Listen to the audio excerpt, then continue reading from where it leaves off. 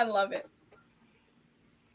Hi, everyone. Welcome in the show. And we're also calling this Loretta McNary. Not only are we live on Facebook, we're live on LinkedIn, YouTube, and everywhere else. Plus, as you know, because we have that streaming platform called MMN Network, we will be streaming on there as well. And you can catch that. So our guest today is Chloe Temtchine. And let me tell you, I know you have seen everything I've been putting on the all over Instagram, Twitter, and everywhere about this phenomenal young lady. Her story is truly, truly inspiring and magnificent in every way.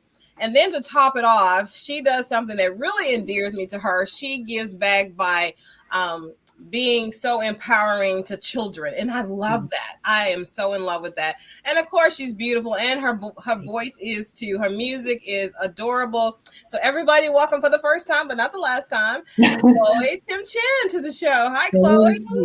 What up? That's it. That was my intro. Goodbye. Thank you for having me. That's all we need people to know, you know? Yeah. We have a ton to talk about. So let's go back to, before 2013. Okay. What was going on in your life? What were you doing? There was a life before 2013? What are you talking about? Yeah. Before 20, wow. And I'm so bad with dates. I just want to let you know right off. Oh, I can't see you anymore. Where'd you go? Where'd you go? It's just going to be me talking to myself. Oh my. So before 2013, life was, as I like to say, sort of typical growing up, music, performing. And then it was just this continuous sort of getting worse with these symptoms that nobody really understood. Doctors would see things on scans, blood work was crazy. And then it all led up to heart failure. And it took heart failure to figure out what was going on.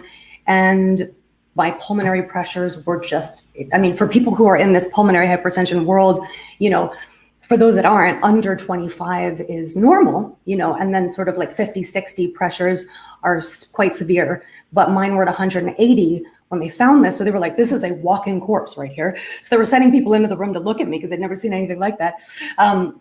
But basically it took that to figure out what I had. So 2013 was the beginning of this whole new life, the beginning of what I thought was death, but actually turned into be this whole new life. So that's the long answer to your question. Oh, I lost you. I can't hear you. Uh-oh. Da, da, da, da, da.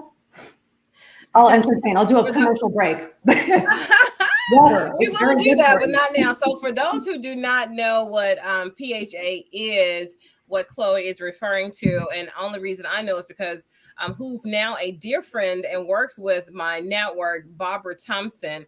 She a few years, maybe 12 years ago, she's like, I want to come on your show. I need to talk about pulmonary hypertension.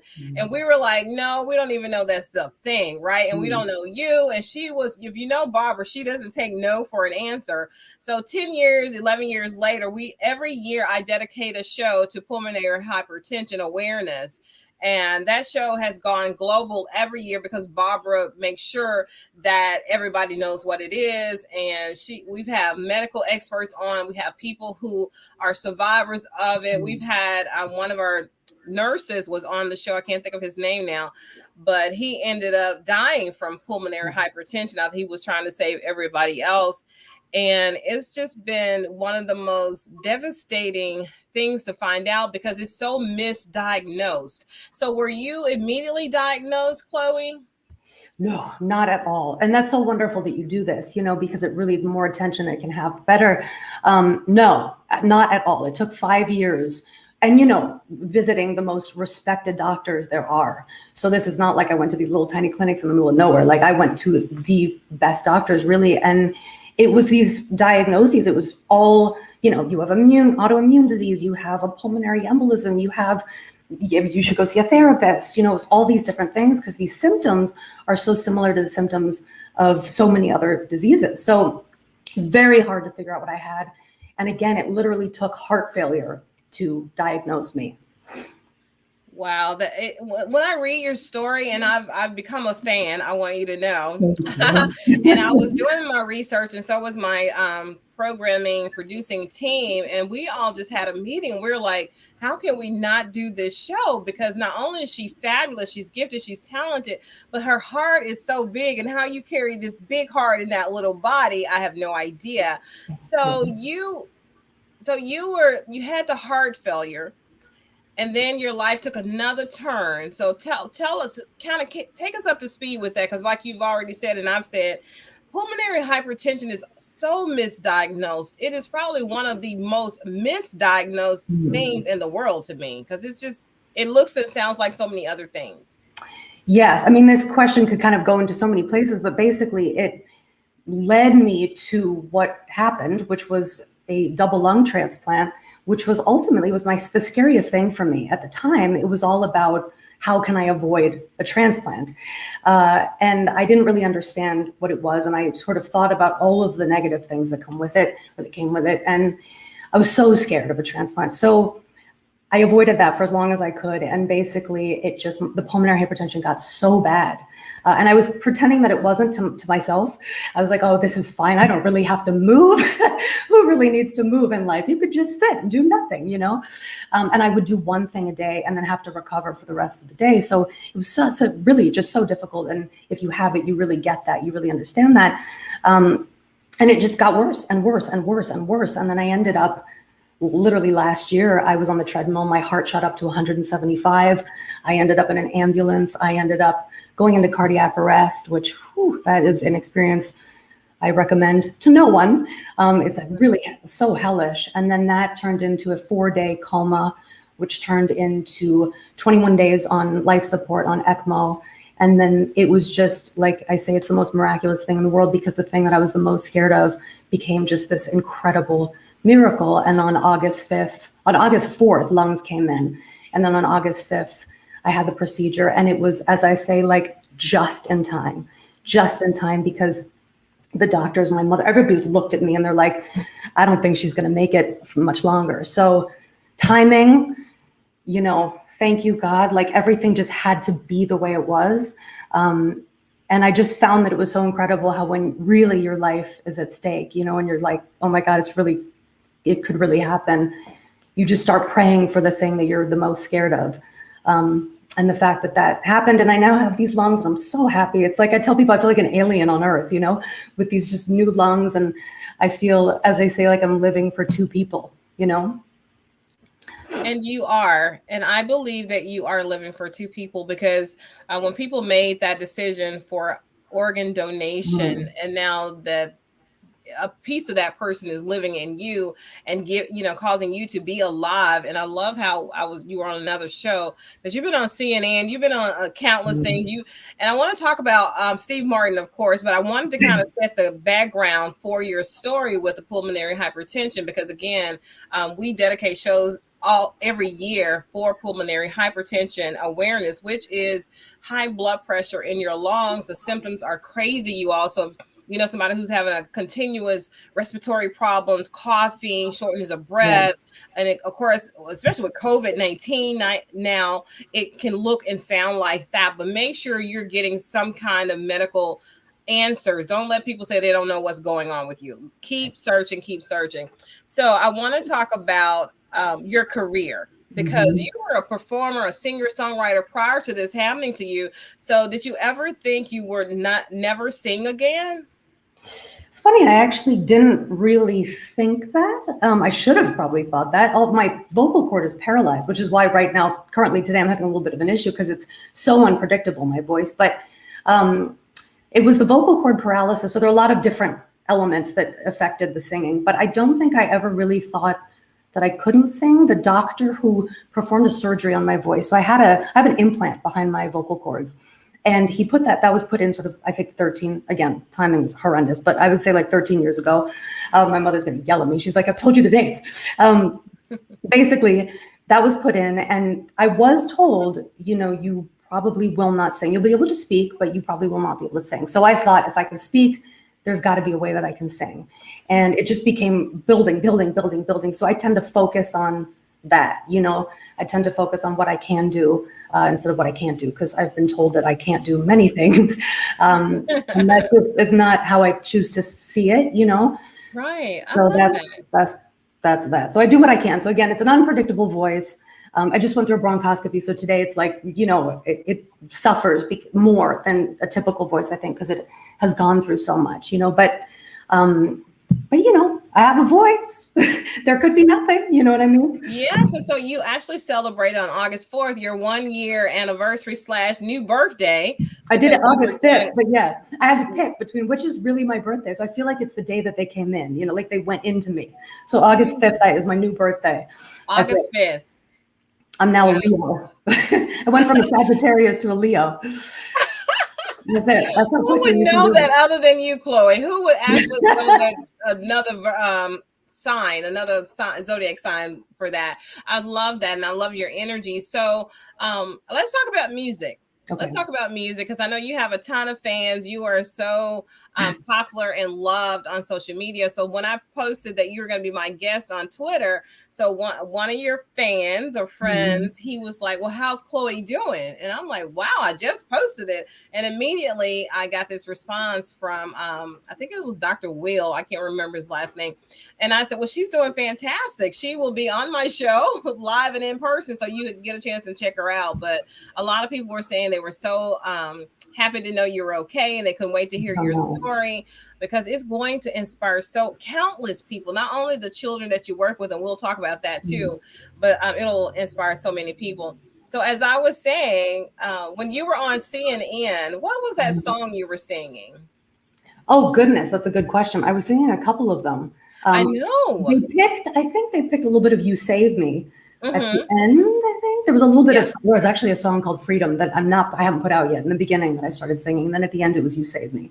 You Save Me is like my little baby, because it's so close, you know. I mean, they all become my little babies, my songs, but You Save Me is like, you know, because it's all that. It's really what I believe. It's like I say, I express myself so much better in song. So if anybody wants to know what I really think, just listen to my music. Listen to your song. Exactly, you know.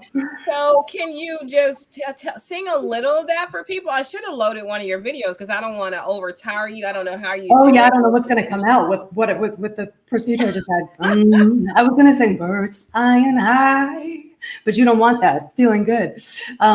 You said when I'm tired and run down, my cook things right over there. Yeah, but I can't now. If I could show you what you look like right here, there's like 55 lights. In order for me to bring you over there, it'd be a little crazy.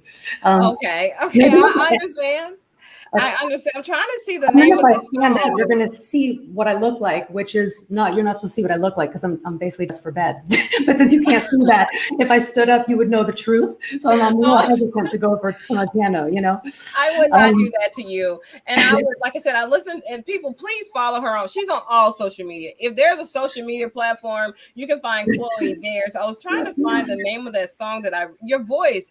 When I first said, okay, I'm going to listen to her voice singing, right? I was thinking you had like a high voice, but your voice is so low. It's so beautiful. I was like, all of that voice is coming out of that little woman. So you have an incredible voice that is uniquely yours. So I can't say who you sound just like, but you have that beautiful, beautiful deep voice. Very white. I'm giving myself a big compliment, you know. But I always say I have like that very white, like, it comes from like somewhere in there, but also it's been through a lot, you know, and you could tell that my voice has been through war, you know, so it all makes it part of what it is.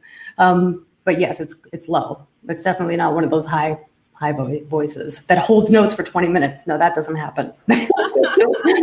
That doesn't happen.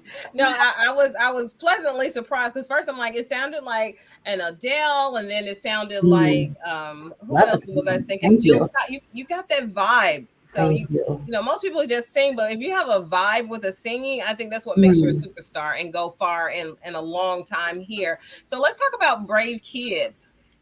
Super Brave Kids. Yes. Brave Kids. Wow. I mean, where to begin this whole thing? So I'll bring it quickly back to where it started, which was something called the Smile Tour. So prior to COVID, I was visiting hospitals around the United States, and I was performing for these kids. And after the performances, I would sit on the beds with these kids and talk to them. Side note, I always have to say this tour was inspired by Humaira Bodania, who's an 8-year-old girl who recently lost her battle to pulmonary hypertension. So she inspired this whole Smile tour. And it turned into me performing, singing, da-da-da. But then I would sit with these kids on the beds, the hospital beds, and we would just talk and talk and talk and talk. And I was like, wow, the information that they have, like the knowledge that they have about life is just so incredible, that I thought that this cannot go to waste. Like, this has to be put out in the world. So that kind of simmered. And then coronavirus stuff happened. And I thought, how can I do this? How can I talk to these kids? And then, of course, the internet, hello, and then Zoom, and then da-da-da. And so it just turned into this series about these kids. But really, it's not so much even, I mean, it is about these kids, but it's about how these kids really empower the world, and ideally, hopefully, feel empowered, because I know how helpful it is for yourself to be able to help someone else. So, and they really do. And selfishly, like I say, I have the greatest time because it's kids. So they're so honest, they're so real, they're so genuine. And for me, it's just so inspiring to talk to them. It's so uplifting in every way. So now it's its own thing, which stemmed from, these hospital visits. Now it's like Super Brave Kids took over.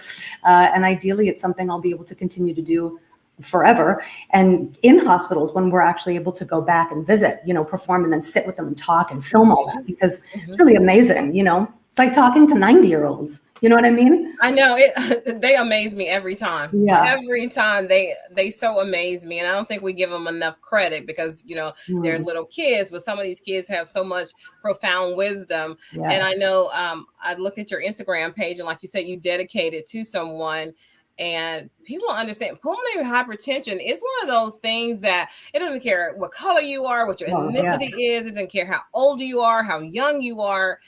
It is so critical that we continue to talk about pulmonary hypertension. If you never heard it before, please Google it, research it. And if you are experiencing some difficulties with your respiratory system, and there are other symptoms too, just know. Mention it. Exactly. And so you were saying that you were singing with someone else's lungs. Oh, yes. It's a crazy thing. It's incredible. It's just, how can you, it's so hard to express the feeling, it's just, you feel that so strongly that everything you do, you want to give more life to everything you do. You know what I mean? Yeah. Very hard to explain. It's like a gratitude to the next level. Absolutely. Yeah. So let's talk about your oxygen. Oh, geez. Steve Martin, and tell me about Steve Martin 02 meets Steve Martin. So I want to hear about that. That was a happy story. Exactly. So that was at a Vanity Fair party years ago.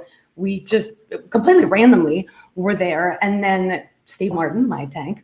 We went up to the other Steve Martin. Of course, my tank is the real Steve Martin, but the other Steve Martin was so nice. And he said, he looked at him, my little Steve, and he said, I'm honored to have been named after a tank, which of course was so sweet and funny at the time. I was like, oh my gosh, what a great guy. But he really is a great guy. So it was so great because Steve Martin, the tank version, kind of has his own name, like he's more known, you know what I mean? They're like, where's Steve? And they're like, forget Chloe, whatever, but where's Steve? So he had his own life, and it was just a great moment.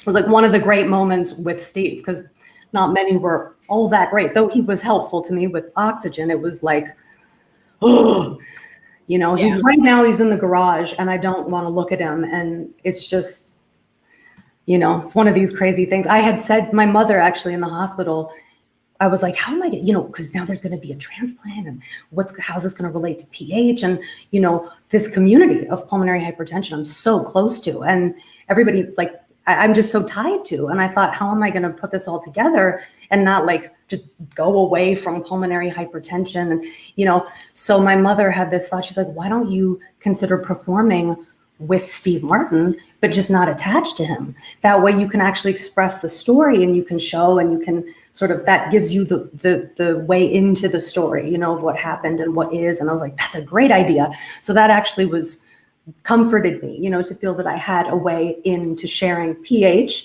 also bringing awareness to organ donation, like getting kind of the whole story out there. But now, I'm not so sure about that. Now, every time I see this tank, I'm like, oh my gosh, it just gives me that feeling. So I'll have to figure that one out. But Oh, I'm You just so will. happy not to have him around. No offense, Steve. You will yeah, it's a good thing. It's really a Exactly. good thing. It's bittersweet. We'll say bittersweet. So Yeah. the song that I one of the mini songs was Chandelier. That's what you were singing. And Mm. I was like, oh my goodness, her range and her voice, and that song was so powerful. And then Well, I think another song that you actually wrote, because you're a singer, you're a songwriter mhm. as well. So have you written since the lung transplant? Have you written a Yes, song well, that's yes. dedicated? I have a lot of writing is sort of the therapy for me. But the one that I wrote, the first one that I wrote was the song called So Damn Lucky, which I just recently released. And it's really all about my story. And then I've been writing since. Haven't put anything out that's new. I put things out that were old that in the hospital I was like, why didn't I release those? So now I'm releasing those. But essentially the new one after the transplant, sung after the transplant, is So Damn Lucky. So Okay. I'm working on it. I'm building an album. It's a new song, Freedom, coming. There's lots of stuff bubbling. But again, for me, it's therapy. So music, thank you for existing, because that's how I get all this stuff out. Yeah. I Yeah. understand that. So you did a post and you were saying you couldn't talk to your fiance, so you thought you just go on Instagram and talk about it. And I could so relate to that because and I think you thought it a bit strange that you were having these dreams and would wake up and say, is it today or is it back when I was in the hospital and I was prior to the lung transplant? Yes. So can you kind of, because I think a lot of people have that, especially people who have been healed, or maybe it's miraculous, or maybe it's just you taking good care of yourself. But I know one thing is, like, when people lose a lot of weight, they still see themselves as the same prior to the weight. So I think psychologically we have to deal with a lot of things when we reached another a high like what you reached, a life-saving lung Mhm. transplant. So tell them about that comment that you were making. Yes. Well, I think it's just residual. I hate to use the word trauma because it's such a big word and I feel like it should be reserved, but in a way it really is trauma because you go through, oh my God. I mean, there were so many moments. There's like 12 hours of being intubated and being awake. There was the coma where I saw demons and hallucinated, and while I was choking and forgot everything, remembered everything. And then the pain you're in, there really is so much trauma involved that I knew at the time, I was like, if you make it out of this alive, like, this is going to have an effect on you. So just beware. You're not going to just get over this one. So I was very aware of all of that. And I think that's how it's expressing itself. It's these moments that you'll have where you're really happy, but then you're like, oh my God, what if I die? Or you go to sleep and then in the middle of the night, you wake up in a panic because it's exactly that. You don't know where you are. You quickly come to your senses, but like a second feels like 10 minutes, Yeah. And it's like, Yeah. wait, is it the hospital? Do I still have pH? Can I breathe? Wait, I can breathe. And then you kind of have to remember who you are, So it's a lot of residual stuff. And I think it's just naturally part of what happens. And I'm just so happy that when I figure out who I am, I'm me now, as I say, and not me then, Yeah. Yeah. So I've noticed on your you met a lot of celebrities too. Is that because of after the double lung transplant, or when you were performing and you were people were sharing your story? Because this is what I love really. And I said there's a lot I admire about you, but you said you were trying to find somebody who had Mhm. PH and who was like the spokesperson, somebody that you could be your mentor, you could relate to, but then you couldn't find anyone, so you actually became that person. I think that's very powerful and such a great message. Yes, that was really important to me. It was that, I went home literally after being told by this doctor in New York. He was like, you're not going to get better. This is progressive. You're only going to get worse. And talking about transplants, and I was so petrified. I really had this feeling of just hopelessness, which for me is the worst possible feeling, because hope for me, as corny as it sounds, but hope is really everything for me. And then, like you said, I went home, went on this just like spree of looking for that person who was like thriving and living their life, and couldn't find that person anywhere. It was just so much bad news, death, death, death. And then I thought, how can I turn myself into this person? And then I developed, I didn't develop them, but I, applied these 5 key principles, which became what I lived by, essentially. How I ate, how I thought, who I spent my time with, the creative expression, what I did, and my exercise, So, which at the time was like walking to the bathroom. But basically, I did everything in my power to turn myself into this person. And it became a combination of actually doing it for myself, But then it gave me so much pleasure to know that if I could do this, if I could actually survive, that no one would have to be in the hospital hearing that, being as hopeless as I was, because they could always say, well, she's okay, she's doing it. And as long as there's one person out there doing it, it's so much more helpful for you to feel that you too can survive. Right. So it was really it really, like, it just was to end this feeling of hopelessness, you know, for myself and for anybody else that I could. And and that's become really my mission with my music and my story, is to really ideally be able to instill this hope in people that need it. You know, it's like that's become sort of like everything to me, you know?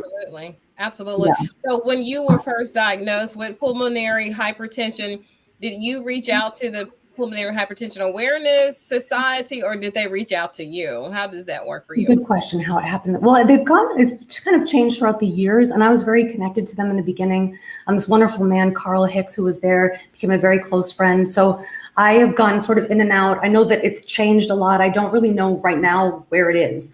I can't remember, to be honest, if we reached out to them or if they reached out to me, but we did things together. There were events, there was conferences, they're always working on things. So I'm a little bit more disconnected now, just because I don't know anybody there at the moment. But I was connected in the beginning when I knew the people there. I know it's a very strong international organization that is very supportive. And even the people, because when I talked to Barbara the first time and she was telling me how much her medicine cost, I had never talked to somebody personally whose medicine was, you know, like a car note. I mean, not just a car note, but the price of a car. She was paying this excessive amount for her medicine, or was being charged. So I am just so glad that she found this organization that helped her and provided information and resources for her. And not only her, but anybody who knows anybody, please, you know, seek out a pulmonary hypertension awareness company, organization, wherever you are, because they are literally around the world. They are. Exactly. Yeah. So and they can be a great resource. Yeah. Sorry, go ahead. So what's next for you? Well, that's a very good question. People ask me that and I'm like, I just want to be alive, happy, do what I do. It's very hard for me to see the future. Like, it's planning. I was just talking to my friend the other day. She's like, so what are you working on? And what do you plan to do? And I'm like, that question is way too big for me right now. You know, I think that what I say is I'm continuing to figure that out as I go, but it's very hard to plan. It's very hard to allow myself to see beyond like really a week of my life. And I do, you know, I'm doing everything that I do. So it's just to continue to do what I do, to continue to make music, do these interviews, build everything I'm doing, bring awareness, you know, just continue on my mission and to just try to grow it and build it. And then whatever may come, you know. It's all like, I mean, I didn't know I was going to be here today. So it's so hard to just say, this is what is going to be in, you know, a year from now, or I just want to be alive. I want to be well and do what I do, you know? Absolutely. I love that. That right there is very empowering. You just want to be alive. And I think we all, you know, so many of us take it for granted. We just take it for granted that we're going to be here and we say we have these plans. But I think the most important thing is that we live each day. Don't just be alive, but live. Each day. So how can okay, I'm so glad Barbara finally she tuned in. Barbara are people writing? Oh look. Yeah. So she gave the association.org. So I wanted to make sure that we had that available because I was going to put it in later, but there she goes.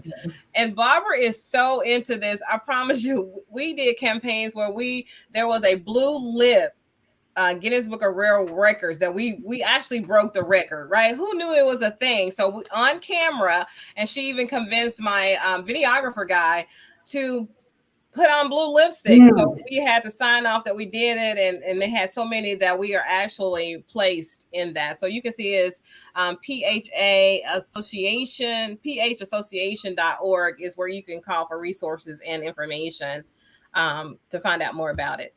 But what would you like to do next? I mean, I know you say you can't really plan anything. Well, who would you like to perform? Because I know music is like your muse. Let's take it that way. Who would you love to perform with? Wow, that's a good question. I used to say Stevie Wonder, but I think I love that now. I'm like, I don't want to, of course I'd still love to do that. I think that now, oh God. Oh, I wish I prepared this because I could probably come up with a good answer, but most people don't, because they just admire so many performers. Well, let's you say know who I'd like to meet? Yeah, who? Kirk Franklin. Truthfully, like I have always. There's a song called, I think it's called "Hold Me Now." Mm-hmm. Is that the name? I don't know if that's the name of the song, but my father used to take me to church when I was younger. He used to take me to a Baptist church in Harlem, and I used to really like listen to this incredible music for hours and hours and hours. And so I became a huge gospel person. And that is probably somebody, that song, that one song of all the songs has gotten me through so many times that's probably somebody, forget even singing with or being, music, whatever, but just meeting that person would be so wonderful, Yeah.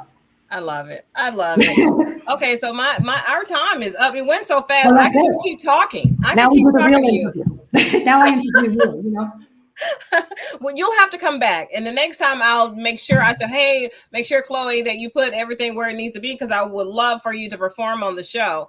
But I'm just so thrilled to have met you, to know you. I love your energy, your passion. I love how you discovered your mission in life is to bring joy and information, especially to children. I love, because that's what I want to do. I do all of this because I want to inspire children to let them know they too can be and do anything they want to do. And even when there is a diagnosis that we wish we didn't have or receive, it's not over till it's over. So we have to keep pressing, have to keep pushing, have to be continue to help other people. And you are like the epitome of that. You are a champion. You are a superhero, even though I know you don't like that word when it comes to you. But that's you right. are. You know me well. I have to do my research, darling. So any closing remarks you want to make before we sign off? Another good question, but to which I have no answer. Yes, you do. You already said live. It's always the message that I try to not actually say, but just do, which is really like you're the one who said it. It's to really live your life. I just made a video about that, about how we could so easily miss the moments of our life, and it sounds so corny, but it really is. When you're on your deathbed, you're looking back thinking, what in the world did I do? And how there was I in my life, and it matters so much. And so whatever it is that we're doing, we can do, and we can always just change the inner state of us and get ourselves to a place where we're really just genuinely inside our life, however difficult it may be, and be in the moments of our life so we don't miss them, Yeah, well said. So we don't miss them. And even though a lot of us have not received a diagnosis that was life-threatening, or the doctor hadn't told us something like that, but being in this pandemic almost 2 years now, if nothing else, we should put everything in perspective. Family, joy, helping other people should be our crown right now, and just living every day, not being alive every day, but living. Because you don't know when your card comes up. If it's 2 days or 20 years, though, that time is going to come. So we might as well invest in making this world better because we've been here. So, and you do that, Chloe. You're making this world better because you have been here. So nice. That's really nice. Thank you so much. Thank you. Now I really have to come back. So no, sorry. They're giving me compliments. I want to give them to you, and then I know that I have to be quiet because it's your show. So I'm like, ooh. But yes, keep going, Loretta. Please keep going with all the compliments. Oh, you're so precious. So we'll do this again. We'll do a part 2 because I want to keep up with you, and I want to keep sharing your progress and what you're doing, especially when the world opens back up and you do your super brave kids, and we can see how we can all contribute to that in our own little way. But this is what I say in closing every time. Think positive, dream big dreams, help someone along the way, and we'll see you very soon. Bye-bye, everybody. Bye-bye. Thank you. Thank you.